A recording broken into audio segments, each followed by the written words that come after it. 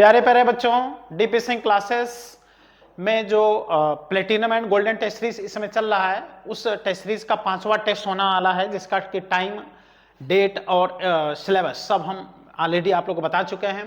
तो इस बार के टेस्ट में जो सिलेबस आ रहा है फिजिक्स में, ऐसे बायो केमिस्ट्री सबका हमने बता दिया है, बट फिजिक्स में प्रोजेक्टाइल मोशन और Newton's laws of motion that is NLM आ रहा है, जो वेरी इंपॉर्टेंट टॉपिक, और ये दोनों टॉपिक बहुत ही इंटरेस्टिंग है। तो बढ़िया से तैयार करके और बढ़िया से टेस्ट दीजिए, जिससे कि दोनों टॉपिक आपका बढ़िया से तैयार हो जाए। और आज आप लोगों को मौका मिल रहा है रिवीजन करने का projectile motion. Projectile motion very important topic and very interesting topic. Okay, projectile motion में बेटा किसी भी बॉडी को हॉरिजॉन्टल से या वर्टिकल से किसी एंगल पे जब बॉडी को प्रोजेक्ट किया जाता है तो बॉडी इस तरह से ऊपर जाकर के फिर नीचे आ जाता है। इस प्रकार का मोशन प्रोजेक्टाइल मोशन होता है। ओके, तो प्रोजेक्टाइल मोशन में एक्सेलरेशन हमेशा नीचे की तरफ काम करने के कारण, ग्रेविटी नीचे काम करने के कारण बॉडी ऊपर जाके फिर नीचे आ जाता है। ये हमेशा एक प्लेन में होता है, इसलिए projectile motion is an example of two dimensional motion. Projectile motion कौन सा मोशन है बेटा? टू डायमेंशनल मोशन होता है। प्रोजेक्टाइल मोशन में जो प्रोजेक्शन वेलोसिटी होती है उसको दो कंपोनेंट में ब्रेक कर लेते हैं। एक कहलाता है बेटा हॉरिजॉन्टल कंपोनेंट, एक कहलाता है वर्टिकल कंपोनेंट। उसके बाद से वर्टिकल डायरेक्शन और हॉरिजॉन्टल डायरेक्शन में काइनेमेटिक इक्वेशन अप्लाई करके और उसके बाद से फॉर्मूले डेवलप करने पड़ते हैं, क्वेश्चन सॉल्व करने पड़ते हैं। प्रोजेक्टाइल मोशन पूरा ट्रिक से भरा हुआ टॉपिक है। प्रोजेक्टाइल मोशन में बेटा रेंज होता है, हाइट होता है, रेंज एक्स एक्सिस में होता है, हाइट वाई एक्सिस में होता है। तो जब कोई बॉडी जब एक साथ दो एक्सिस को फॉलो करता है तो ये क्या कहलाता है? टू डायमेंशनल मोशन कहलाता है। प्रोजेक्टाइल मोशन में जो उसका पाथ होता है उसको बोलते हैं ट्रेजेक्ट्री, जिसमें ट्रेजेक्ट्री का इक्वेशन भी आपको याद रहना चाहिए, क्योंकि ट्रेजेक्ट्री के इक्वेशन पे भी डायरेक्ट क्वेश्चन आते हैं, जिसका फॉर्मूला डायरेक्ट आपको याद होना चाहिए। एक फॉर्मूला होता है टाइम ऑफ फ्लाइट का, एक फॉर्मूला होता है रेंज का, एक फॉर्मूला होता है बेटा हाइट का। ओके, तो आइए स्टार्ट करते हैं। प्रोजेक्टाइल मोशन का रिवीजन आपको करना है। तो प्रोजेक्टाइल मोशन है वेरी इंपॉर्टेंट। नेक्स्ट पेज से लिखते हैं। प्रोजेक्टाइल मोशन में देखिए बेटा, किसी बॉडी को जब प्रोजेक्ट करते हैं यू स्पीड से, देख रहे हो, यू स्पीड से जब बॉडी को प्रोजेक्ट करते हैं तो ये ऊपर जाकर के पुनः ये नीचे आ जाता है। ग्रेविटी हमेशा नीचे काम करता है, और ये एक्स एक्सिस में इसका रेंज बनेगा, वाई एक्सिस में इसका हाइट बनेगा, और ये जो वेलोसिटी है u, इसको दो पार्ट में चेंज कर देते हैं, जिसमें कि थीटा से अटैच कंपोनेंट देखो u cos थीटा, और वर्टिकल कंपोनेंट हो जाता है u sin थीटा। और ये जो पाथ है कैसा पाथ है बेटा? Parabolic path. और o से a तक का जाने का जो टाइम होता है इसको बोलते हैं टाइम ऑफ असेंडिंग, a से b तक का जो टाइम होता है इसको बोलते हैं टाइम ऑफ डिसेंडिंग। ओके, तो और स्मॉल टी का अगर तुम डबल कर दो तो हो जाता है time of flight. Time of flight O से ए तक का जाने का टोटल टाइम ऑफ फ्लाइट होता है। और एक्सेलरेशन हमेशा किधर काम करता है बेटा? डाउनवर्ड डायरेक्शन में काम करता है। अब इसमें एक बात बहुत इंपॉर्टेंट आपको समझना है कि प्रोजेक्टाइल मोशन में ये जो u cos थीटा होगा, देखो u cos थीटा, ये हमेशा क्या बना रहेगा? कांस्टेंट। क्यों कांस्टेंट? क्योंकि हॉरिजॉन्टल एक्सेलरेशन क्या होता है बेटा? जीरो होता है। ax का वैल्यू क्या होता है? जीरो होता है। कुछ स्टूडेंट ये नहीं समझ पाते कि हॉरिजॉन्टल एक्सेलरेशन जीरो कैसे होता है। तो तुम खुद बताओ, अगर हॉरिजॉन्टली आपको एक्सेलरेट होना है तो कैसे एक्सेलरेट होते हो? किसी न किसी व्हीकल पे, गाड़ी पे, बस पे, ट्रेन पे, एरोप्लेन पे आप बैठ के चलते हो। अगर हॉरिजॉन्टल एक्सेलरेशन अपने आप काम करने लगा ना तो रोड पे खड़े हो जाओ और अपने आप एक्सेलरेट होकर अपने घर पहुंच जाओगे, जो कि ऐसा नहीं होता। लेकिन आप क्या करो, मकान के छत पे चले जाओ, 2 मंजिल 3 मंजिल पे चले जाओ, वहां से कूद जाओ। जब कूदोगे तो देखोगे कि तुम अपने आप नीचे आ रहे हो। या किसी बॉडी को गिरा दो, किसी बॉडी को गिरा दो, तो ऐसे में आप देखोगे कि वो बॉडी अपने आप नीचे आता चला जाएगा, स्पीड बढ़ती चली जाएगी, बिना डीजल बिना पेट्रोल के। तो ऐसा क्यों होता है? क्योंकि बॉडी नीचे आता है और ग्रेविटी उसको एक्सेलरेट करते हुए बॉडी को नीचे लाता है। इसलिए कहा जाता है कि प्रोजेक्टाइल मोशन में एक्सेलरेशन ड्यू टू ग्रेविटी हमेशा किधर काम करता है बेटा? डाउनवर्ड डायरेक्शन में काम करता है। और हॉरिजॉन्टल एक्सेलरेशन क्या होता है? जीरो होता है। तो देख रहे हो u cos थीटा, कहीं भी तुम देखो horizontal velocity u cos theta होगा। इसलिए सबसे इंपॉर्टेंट टॉप मोस्ट पॉइंट पर कितनी वेलोसिटी होती है? तो टॉप मोस्ट पॉइंट पे वर्टिकल वेलोसिटी समाप्त हो जाता है, केवल रह जाता है हॉरिजॉन्टल वेलोसिटी। और हॉरिजॉन्टल वेलोसिटी कितना होता है? u cos theta. हर जगह क्या बना रहता है बेटा? कांस्टेंट। ओके, तो ये प्रोजेक्टाइल मोशन का पूरा कॉन्सेप्ट है, इसको ध्यान देना है आपको। और इंपॉर्टेंट कॉन्सेप्ट क्या है प्रोजेक्टाइल मोशन में? कि एक्सेलरेशन कांस्टेंट रहेगा हमेशा, जिसमें कि स्पीड चेंज होता रहता है अलग अलग पॉइंट पर। ux बराबर u cos थीटा, ये हमेशा कांस्टेंट बना रहेगा। क्यों कांस्टेंट बना रहेगा? क्योंकि हॉरिजॉन्टल एक्सेलरेशन हमेशा क्या होता है? जीरो होता है। यू आई का value you sine theta that is variable होता है, ए एक्स इजकल टू 0 होगा और ए वाई इजकल टू क्या होगा माइनस जी। क्यों माइनस जी? क्योंकि वाई किधर होता है ऊपर और जी किधर लगता है नीचे, तो इसके रिस्पेक्ट में जी क्या है नेगेटिव है। इसके बाद से क्या है बेटा फार्मूला इसमें आपको देखना है। फार्मूला देखिए जिसमें टाइम ऑफ फ्लाइट का फार्मूला देखिए 2u साइन थीटा अपान जी एकदम क्लियर याद होना चाहिए। हाइट का formula u square sine square theta upon 2g एकदम क्लियर याद होना चाहिए। इसके बाद से अगर हम बात करें कि कोई बॉडी मैक्सिमम हाइट कब ट्रेवल करेगा, है ना, देखो मैक्सिमम हाइट कब अटेंड करेगा बॉडी प्रोजेक्टाइल मोशन में। तो मान लो आप तुम ओपन फील्ड में खड़े हो और कहा जाए कि किसी बॉडी को आप कितना मैक्सिमम हाइट फेंक सकते हो, तो मैक्सिमम हाइट जब आप फेंकोगे तो बॉडी को सीधे ऊपर फेंकोगे, यानी कितने डिग्री पर 90 डिग्री पर, तो वहां पर मैक्सिमम हाइट होता है। इसका मतलब अगर मैक्सिमम हाइट अटेंड करना है तो बॉडी को कितने डिग्री पर प्रोजेक्ट करो 90 डिग्री पर, और ऐसे में जो मैक्सिमम हाइट का फार्मूला हो जाएगा वो हो जाएगा कितना u स्क्वायर अपान 2g, ये मैक्सिमम हाइट का फार्मूला। क्योंकि साइन थीटा को 1 कर दो और क्या है ना, तो साइन थीटा 1 कर दोगे तो maximum height u square upon 2g आ जाएगा। इसके बाद से प्रोजेक्टाइल मोशन में वेरी इंपॉर्टेंट फार्मूला किसका बनता है, रेंज का, है ना, range travelled by the projectile in projectile motion. और रेंज का फार्मूला भी very important formula, range r is equal to u square sine 2 theta upon g, यह है रेंज। क्लियर याद रहना चाहिए यह फॉर्मूला रेंज का।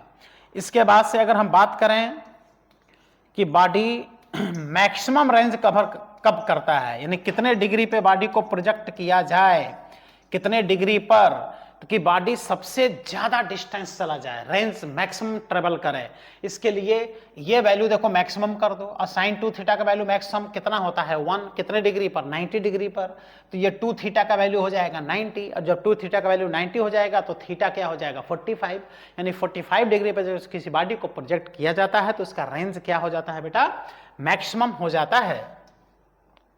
तो इस तरह से अगर मैक्सिमम रेंज कवर करना है तो थीटा कितना होना चाहिए 45 डिग्री होना चाहिए, यानी π/4 होना चाहिए, है ना। इस तरह से अगर हम मैक्सिमम रेंज की फार्मूले की बात करें तो जो मैक्सिमम रेंज आएगा ये आएगा u square upon g, maximum range u square upon g. इसका मतलब जो मैक्सिमम रेंज होता है बेटा, मैक्सिमम रेंज ये मैक्सिमम हाइट का कितने टाइम्स होगा 2 टाइम्स, दोनों का रेशियो ले लो तो मैक्सिमम रेंज मैक्सिमम हाइट का 2 टाइम्स हो जाएगा। ओके, ये देखो ट्रिकी हो गया है ना, इसमें जितने भी क्वेश्चन है इसे देख के आप तुरंत आंसर आप दे सकते हो, ये हो गया ट्रिकी कॉन्सेप्ट। अब जैसे दे दे कि मैक्सिमम हाइट कोई भी पर्सन किसी बॉडी को मैक्सिमम 10 मीटर ऊपर फेंक सकता है, तो कितना मैक्सिमम रेंज फेंक सकता है, तो 10 में 2 से मल्टीप्लाई कर दो, सीधे आंसर आ गया कितने मीटर 20 मीटर। ओके, अब यहां पर वेरी इंपॉर्टेंट कॉन्सेप्ट आपको मिलने वाला है कि प्रोजेक्टाइल मोशन में 2 ऐसे एंगल होते हैं, है ना, 2 ऐसे एंगल होते हैं जहां पर बॉडी को प्रोजेक्ट कर दिया जाए उस एंगल पर और सेम स्पीड से, तो दोनों का रेंज क्या होगा बराबर होगा, रेंज इक्वल होगा। तो सेम रेंज के लिए 2 प्रोजेक्शन एंगल्स, है ना, 2, यही बहुत इंपॉर्टेंट है, देखो 2 projection angles for same range, same range के लिए 2 प्रोजेक्शन एंगल की हम बात करें तो वह एंगल होता है बेटा, इसके लिए हम यहां पे एक डायग्राम बना लें, इसको कहते हैं एक्स एक्सिस, इसको कहते हैं वाई एक्सिस। ओके, और 2 बॉडीज को इस तरह से प्रोजेक्ट करें कि दोनों का रेंज क्या हो सेम हो। जैसे एक बॉडी को देखो यहां प्रोजेक्ट किया और दूसरे बॉडी को किसी एंगल पे प्रोजेक्ट कर दिया, देखो दूसरे बॉडी को भी ऐसे प्रोजेक्ट कर दिया कि दोनों का रेंज देखो क्या है सेम है। हमने सेम रेंज देखो दोनों का बनाया है, देखो रेंज क्या है बेटा सेम है, तो यहां से यहां तक दोनों का रेंज क्या है एकदम इक्वल है। इसके लिए कहानी क्या है इसके ध्यान दीजिए, इसका कॉन्सेप्ट क्या है इस पर अगर आप ध्यान दीजिए तो इसके लिए कंडीशन यह है कि दोनों को सेम स्पीड से आप प्रोजेक्ट कीजिए, इसको भी यू से और इसको भी यू से, सेम स्पीड से दोनों को प्रोजेक्ट कीजिए, तब जाके इनका रेंज क्या होगा बेटा, सेम होगा। और इसका देखो कंडीशन सबसे इंपॉर्टेंट, देखो इसको प्रोजेक्ट करोगे तो ये एंगल होगा बेटा θ1 इज इक्वल टू थीटा, लेकिन ये जो दूसरा एंगल होना चाहिए ये होना चाहिए बेटा θ2 is equal to 90 minus theta. यानी एक बॉडी को अगर थीटा पे प्रोजेक्ट कीजिए तो दूसरे बॉडी को 90 माइनस थीटा पे अगर प्रोजेक्ट कर दो ना तो रेंज दोनों का सेम हो जाएगा। इसका मतलब दोनों प्रोजेक्शन एंगल का सम कितना कर दो, 90। तो दोनों का सम करो ना, देखो θ1 is equal to theta, theta is equal to 90 minus theta, दोनों को सम करो, थीटा थीटा कट गया, 90 आ गया। इसका मतलब दो प्रोजेक्शन एंगल अगर दिया है और दोनों का सम अगर 90 है और सेम स्पीड अगर है तो दोनों का रेंज क्या होगा, बराबर होगा। तो सेम रेंज का ये क्या है, कंडीशन है, जिसके क्वेश्चन आप सीधे इसे देख करके आप आंसर ऐसे बोल दोगे बेटा, चुटकी बजा के आंसर बोल दोगे। तो आओ इसको और समझते हैं और इसको सही से लिखते हैं।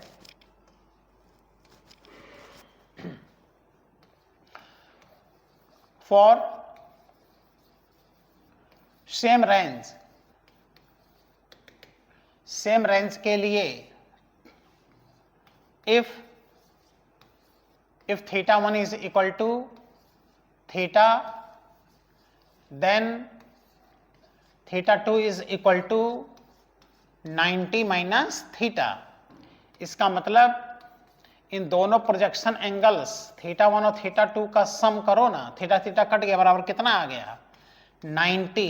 देखो 90 आ गया, यानी π/2 आ गया। ओके, तो ये भी क्या हो गया, ट्रिकी कॉन्सेप्ट है ना, ये ट्रिकी हो गया। ऐसे कंडीशन में अगर ऐसा कंडीशन है तो दोनों बॉडीज का रेंज इक्वल आएगा और R1 और R2 का जो रेशियो आएगा वो बराबर आ जाएगा। R1 R2 इक्वल का रेशियो 1:1। तो वैल्यू देखते ही समझ में आ जाता है कि रेंज इक्वल आएगा कि नहीं। अब अगर हम बात करें एग्जाम्पल की, ओके, अगर बेटा एग्जाम्पल की बात करें तो जैसे मान लो पहला एंगल दे दिया θ1 कितने डिग्री, 30 डिग्री, तो ऐसे में दूसरा एंगल तुम खुद बताओ कितना होगा, सोचो। तो 90 में से माइनस कर दो, कितना आ गया, 60 डिग्री। यानी 30 और 60 पे दो बॉडी को प्रोजेक्ट किया जाए तो उनका रेंज बराबर होगा। इसी तरह से नेक्स्ट एंगल देखें, जैसे θ1 इज इक्वल टू दे दिया कितने डिग्री, 20 डिग्री। उसके बाद से पूछे कि दूसरा एंगल बताओ जिससे रेंज बराबर हो, तो तुरंत आप 90 में से माइनस कर दो तो कितना आ गया बेटा, 70 डिग्री। इसी तरह से θ1 इज इक्वल टू दे दिया बेटा 25 डिग्री और दूसरा एंगल पूछे तो आप बोलोगे θ2 होगा, 90 में से माइनस कर दो, 65 डिग्री। इसी तरह से अगर θ1 का वैल्यू जैसे हो π/4 प्लस थीटा, तो ऐसे में दूसरा एंगल θ2 ये हो जाएगा π/4 माइनस थीटा, सॉरी ये थीटा होगा। तो इस तरह से इन सबके लिए रेंज क्या होंगे, बराबर होंगे।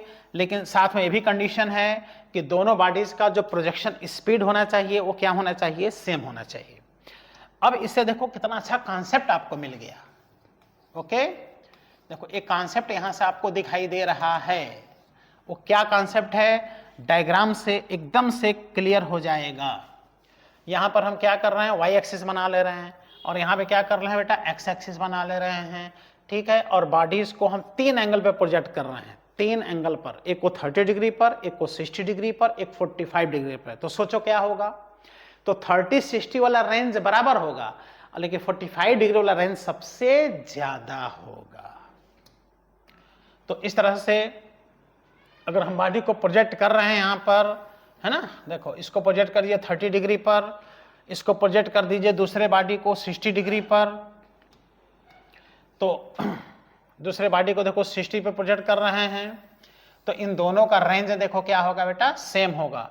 लेकिन जिसको हम 45 डिग्री पे प्रोजेक्ट करेंगे उसका रेंज सबसे ज्यादा आएगा बेटा, 45 डिग्री वाले का रेंज सबसे ज्यादा होगा और ये होगा 45 डिग्री, इसका रेंज सबसे ज्यादा आएगा। देख लो, अब यहां पर हम वैल्यू लिख दे रहे हैं, अभी समझ में सब आ जाएगा।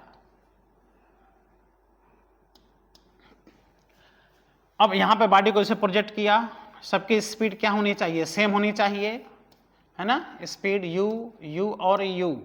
इसको हमने प्रोजेक्ट किया देखो 30 डिग्री पर, इसको प्रोजेक्ट किया 45 डिग्री पर, और इसको प्रोजेक्ट किया 60 डिग्री पर। तो ऐसे कंडीशन में आप ये देख रहे हो कि ये जो रेंज है, रेंज 30 डिग्री का ये बराबर होगा रेंज 60 डिग्री का। ये देखो रेंज दोनों का क्या है, सेम है, लेकिन सबसे ज़्यादा रेंज कितने डिग्री का है बेटा, 45 डिग्री का रेंज सबसे ज़्यादा होगा। ये आपको डायग्राम में दिख रहा है।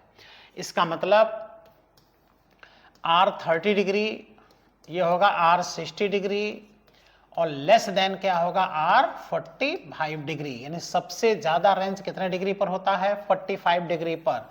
यानी अगर आपके हाथ में एक स्टोन है या बॉल है और ओपन फील्ड में आप खड़े हो, आपसे कहा जाए कि सबसे ज़्यादा डिस्टेंस देखे कौन फेंक सकता है, तो 45 डिग्री एंगल बना करके आप प्रोजेक्ट करो, आप देखोगे कि उसका रेंज सबसे ज़्यादा होगा।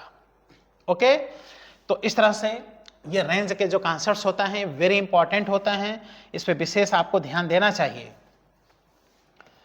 इसके बाद से वेरी इंपॉर्टेंट कॉन्सेप्ट आ जाता है प्रोजेक्टाइल मोशन में, उसके पाथ का इक्वेशन, दैट इज इक्वेशन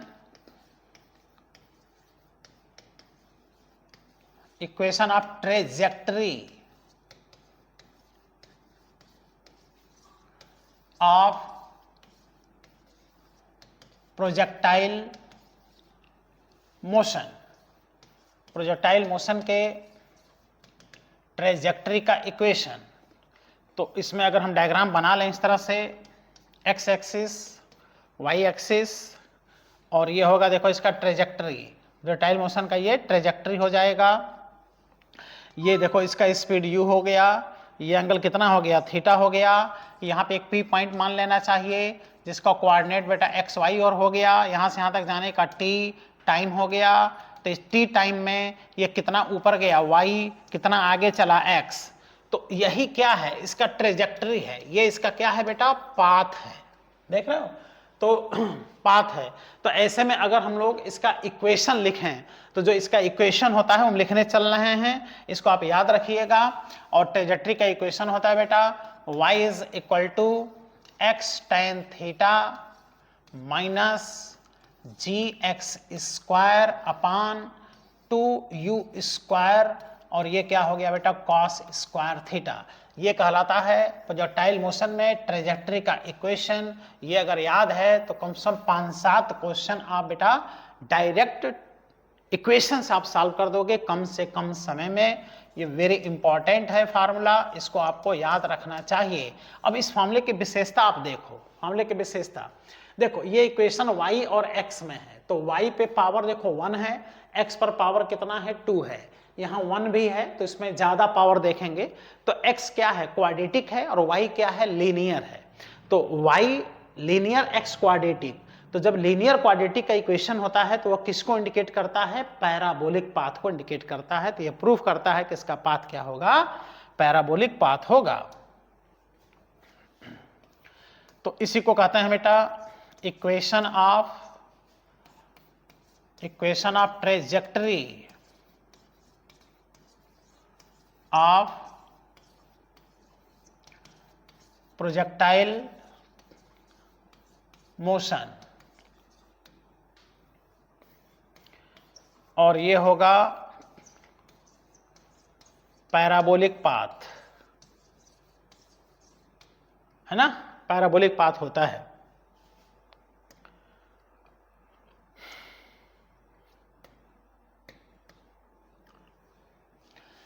जैसे इस पे एक क्वेश्चन देखो ऐसे बनता है कि प्रोजेक्टाइल मोशन में ना ट्रेजेक्टरी की इक्वेशन दे देगा y is equal to √3x minus 5x square, ऐसे इक्वेशन दे देगा और कहेगा फाइंड प्रोजेक्शन एंगल, कितने एंगल पे बॉडी को प्रोजेक्ट किया। तो ना, तो इसका आप कंपैरिजन करो, है ना, जो इक्वेशन अभी हमने बताया उससे कंपैरिजन कर लो।